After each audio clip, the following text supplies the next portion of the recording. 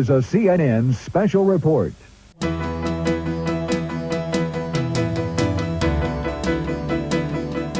Good afternoon, and welcome to this evening's special report. Richmond Hill is a town located in southern Ontario, about 5 kilometers north of the Toronto city limit. Once known as the Rose Capital of the world, it has recently had a huge population upsurge. Richmond Hill's good economy, healthcare options, infrastructure, and schools just might make it the most livable city in Canada. In this special segment, we will be examining why this may be. We now go to our on-site reporter for a brief history of the city.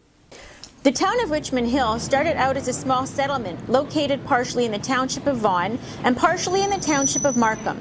The town's development was closely linked with the development of Yonge Street, which was planned primarily as a military road by John Graves Simcoe, the first Lieutenant Governor of the province of Upper Canada.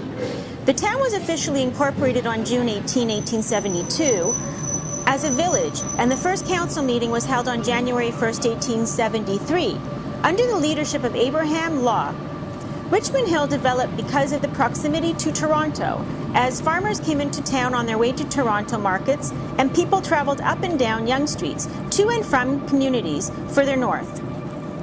Early in the 20th century, several large greenhouse operators were built in Richmond Hill, while rose growing turned the town into the rose capital of Canada. Data from the recent census conducted by Statistics Canada indicated that Richmond Hill continues to be one of Canada's fastest growing municipalities. It is estimated that by the year 2021, the town's population will reach 200,000. Back to you, Morgan. We now go to crime reporter Lauren Anisman for some info about this safe community. Lauren? Thanks, Morgan.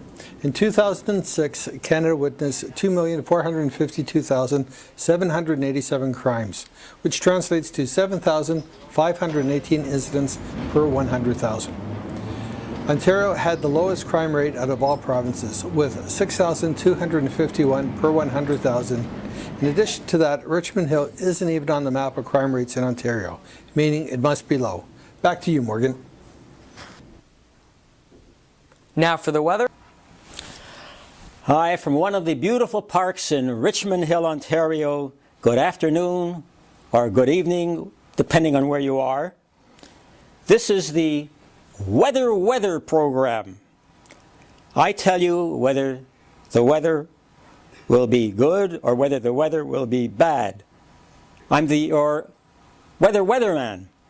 Tomorrow will be okay, or it'll be bad, depending on how you feel it.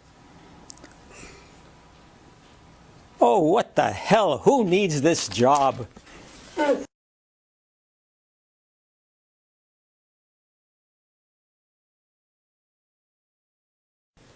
Richmond Hill's population has been growing quite steadily for the past few years.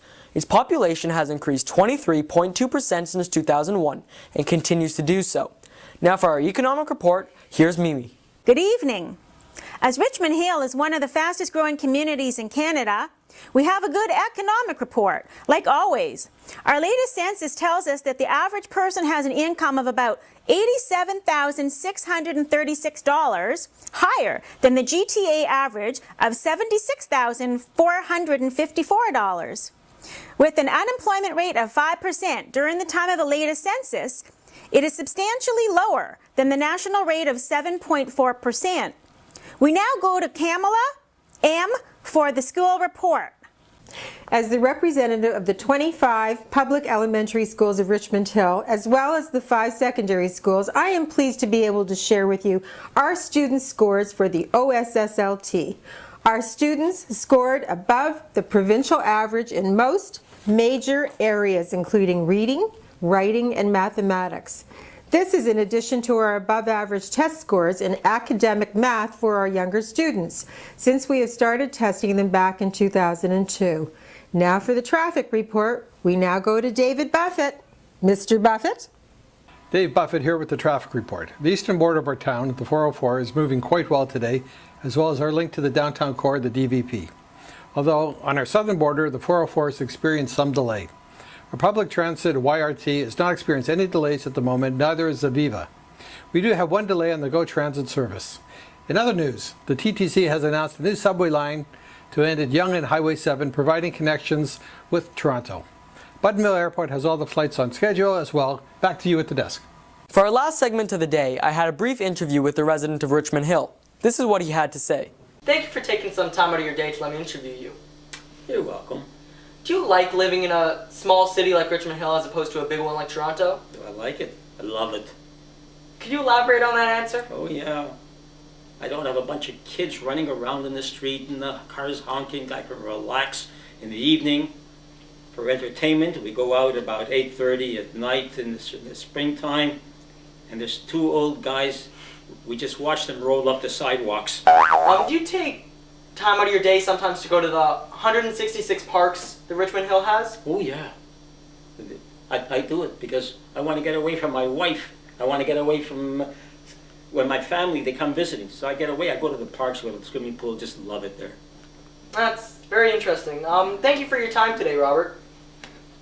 In other news, our regional hospital, YCL, has had a decrease in patients this year, but would like to remind us all that they are a full-service hospital and do offer any healthcare options that you need. I hope that this special report has been helpful in deciding Canada's most livable city. Thank you for listening. This is Morgan Anisman, signing off. This has been a CNN special report.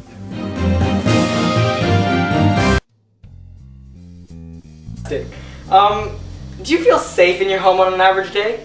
Oh yeah, I got triple locks and I got the best alarm systems. I'm very safe. Is that how everybody does it in Richmond Hill? I don't know. That's the way I do it.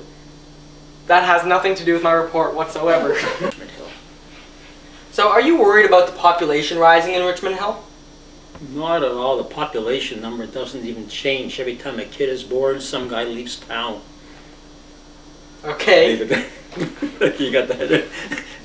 If you don't get it, fine.